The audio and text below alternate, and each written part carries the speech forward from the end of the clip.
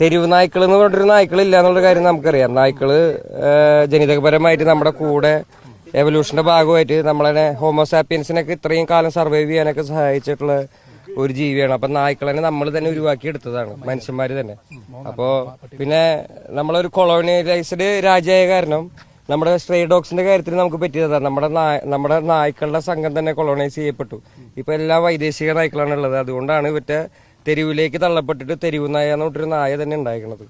അപ്പൊ നമ്മൾ ആ സാധനത്തിനെ മാറ്റിയെടുക്കണതിന്റെ ഭാഗമായിട്ടാണ് ഗവൺമെന്റിന്റെ കാവൽ എന്ന് പറഞ്ഞ പദ്ധതിയുടെ ഭാഗമാണ് നമ്മൾ. അപ്പൊ ഞാൻ ഇവളേനെ എടുക്കുകയാണ്. ഇനിയിപ്പോ ഇവിടെ നമ്മുടെ കൂടെയാണ് ജീവിക്കാൻ പോകുന്നത്. വീട്ടിലൊരാളുണ്ട്, ആൾക്കും ഒരു കമ്പനി ആയിരിക്കും. വീട്ടിലൊരുത്തനുണ്ട്, ബുദ്ധൻ എന്ന് പറഞ്ഞിട്ട്. ഇപ്പൊ ഈ മോളാനെ നമ്മൾ എടുക്കുക. നായ്ക്കളെ കുറിച്ചുള്ള അവയർനെസ് ജനങ്ങൾക്കും കൂടി കൊടുക്കുക എന്നുള്ളതാണ്. തെരുവ് നായ എന്ന് പറഞ്ഞിട്ടൊരു നായില്ല, അതിന് നമ്മൾ ഉണ്ടാക്കിയതാണ്.